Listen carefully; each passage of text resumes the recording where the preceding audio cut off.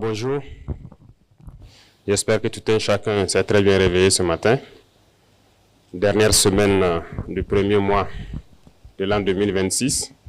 Donc je profite à souhaiter à toutes et à tous bonne et heureuse année 2026.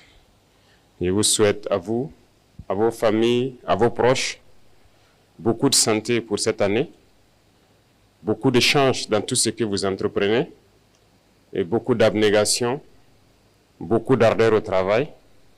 Et je sais que l'endurance, l'allure de ces 3 années passées n'est pas simple.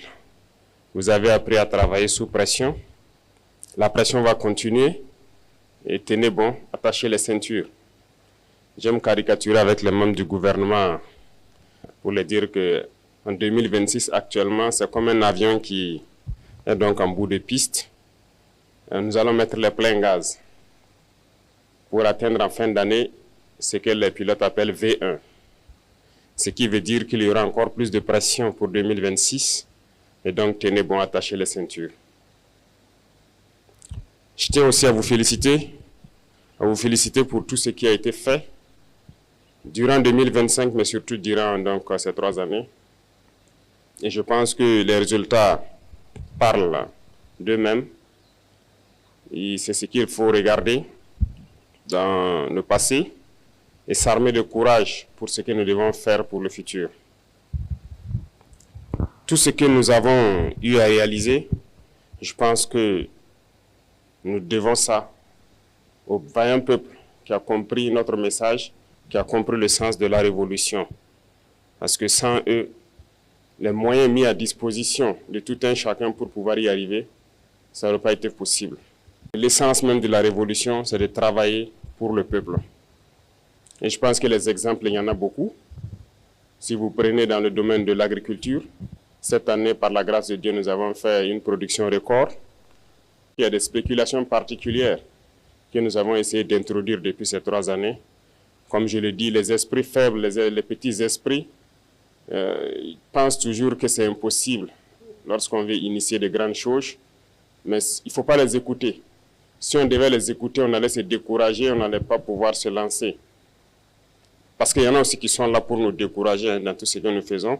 Lorsque vous décidez d'entreprendre quelque chose, ils vont être dans les railleries, les moqueries, pour vous amener à vous démotiver, à ne pas vous lancer. Et je pense que tout un chacun a surmonté cela. Parce que ce que je dis, ce n'est pas seulement au sommet de l'État, mais jusqu'aux citoyens au niveau du village, il y a un sursaut. Voilà, tout ce qu'on disait impossible de faire au Burkina Faso en matière d'agriculture, ça s'est fait aujourd'hui. Nous avons parlé du cacao, les gens ont crié sur tous les toits. Même certains réactionnaires à l'intérieur ici ont fait comprendre que non, ce n'est pas la priorité. Et pourtant, Dieu merci, nous avons de très bons maîtres chocolatiers. Et notre objectif n'est pas de produire pour vendre à l'extérieur, c'est de produire transformé pour nous ici et pour nos enfants. Aujourd'hui, le café, c'est une réalité au bord de Saman-Denis et nous avons, Dieu merci, des Burkinabés qui le transforment. Et je vous invite donc à consommer ce qui est transformé sur place ici.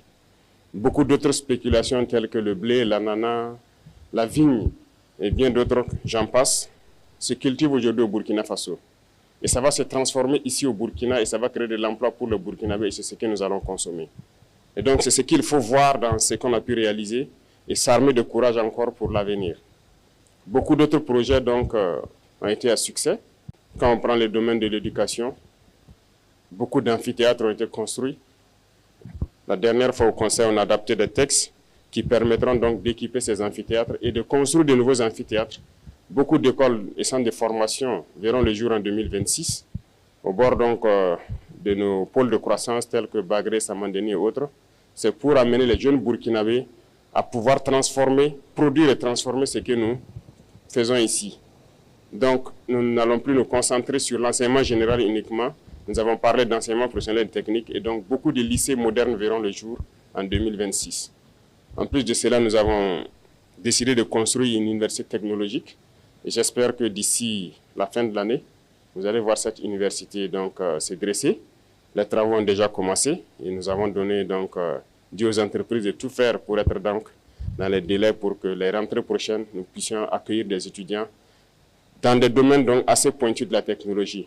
pour que nous nous mettons au diapason. Comme je l'ai dit, nous sommes très loin, nous sommes dans les années 1800. Et je pense qu'en 5 ans, au moins de 5 ans, nous pouvons faire un saut au moins de 100 ans pour nous retrouver dans les années 1950 au moins et continuer de travailler ainsi. Je le dis, ça peut faire rire, mais c'est la réalité. Jusqu'aujourd'hui, nous constatons notre vie, le rythme auquel nous partons, ce n'est pas bien. Donc, il faut se mettre soi-même la pression pour rattraper le retard. Donc, faites en sorte que dans quelques années, nous soyons en 1950 et après encore, on se donne la pression pour atteindre les années 2000 et espérer donc rattraper les autres. Et c'est possible.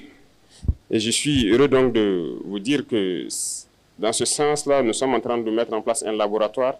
Et aujourd'hui, au Burkina Faso, par exemple, pour les chercheurs, nous avons beaucoup d'équipements qui sont là.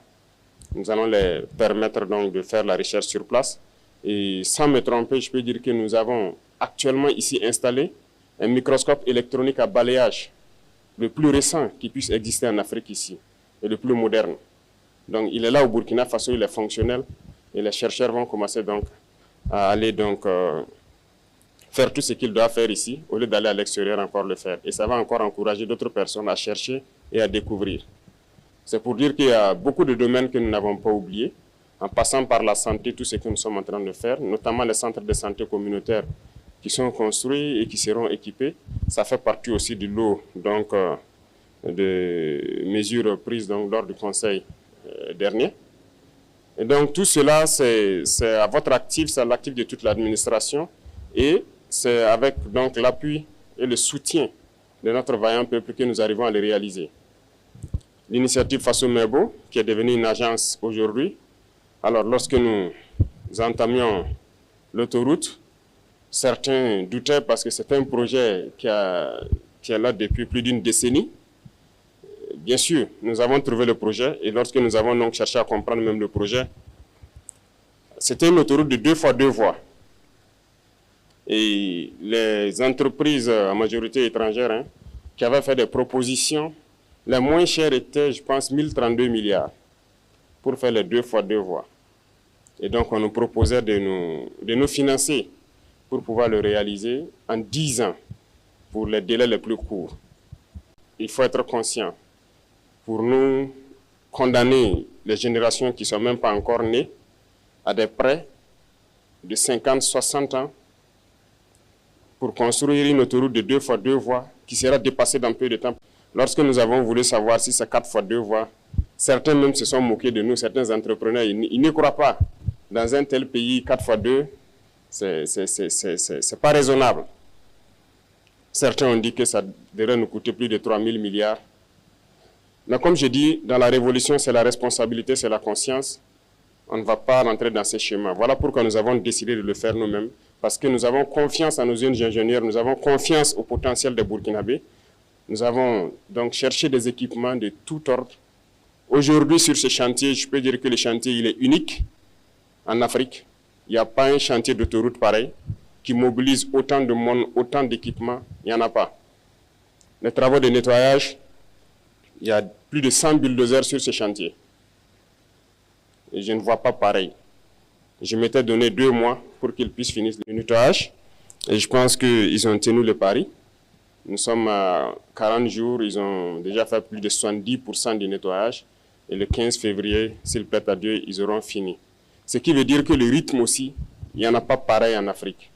Et nous allons finir, c'est un défi, nous allons finir dans un délai que personne ne va croire. Parce que nous avons déjà tout à notre disposition. Toutes les machines, tout le nécessaire est là. Il ne nous reste que le carburant et le bitume à payer. Sinon, tout le nécessaire est là. Ce qui veut dire que nous allons poursuivre parce qu'il y a beaucoup d'autres autoroutes qui doivent être lancées en 2026 et dont les travaux doivent commencer également. Les infrastructures, c'est une priorité. Ça aide tout le monde, que ce soit les populations civiles, les forces armées, les forces de sécurité intérieure. Tout le monde a besoin d'infrastructures routières. C'est pour dire qu'il faut se concentrer sur ces acquis-là, voir qu'est-ce que nous avons pu réaliser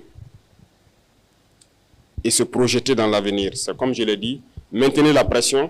Et je pense que 2026, il y a tellement de grands chantiers qui doivent commencer et vous devez maintenir ce cap-là pour qu'on puisse réussir le pari.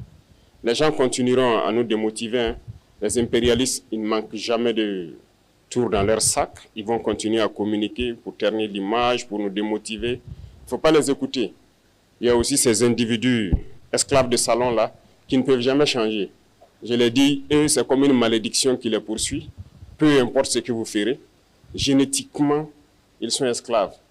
Congénitalement, ils sont aliénés. Ils ne peuvent que suivre ce que les impérialistes disent. Montrez-leur le soleil en plein jour, ils vous diront qu'il fait nuit. Donc c'est une malédiction. Et ils vont continuer à vous décourager, à parler.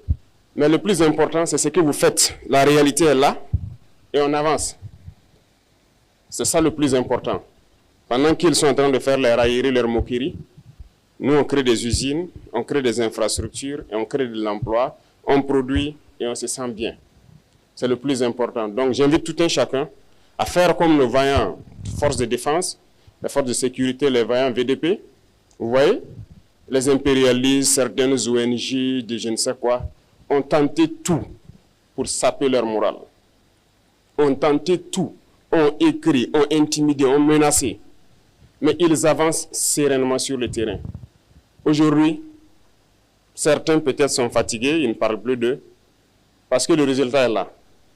Nous avançons et il y a des zones où nous avons déjà atteint les limites de la frontière comme on le souhaitait, en train d'être sécurisés. Sur le terrain, ça se passe très bien. Donc faites comme eux et c'est le lieu pour moi donc de les rendre hommage et de les inviter à continuer ce combat. Et tous ceux qui sont sur les différents chantiers, je parlais tout de suite de façon mémo, c'est le lieu pour moi de les féliciter, de les encourager, parce que c'est historique ce que nous faisons et c'est unique en Afrique. Et tout un chacun qui a la chance de participer à cela, et je pense qu'il doit en être fier.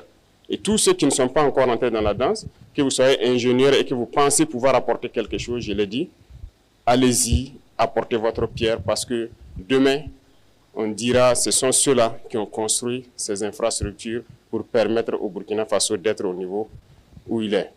Donc, merci beaucoup. Je vous souhaite encore bon courage parce que le courage, vous en avez tous besoin. Le courage, vous en avez besoin pour transcender tout ce qui peut se dire. Bon courage à tous pour 2026. Je vous souhaite bonne chance encore dans tout ce que vous menez parce que vous en avez besoin.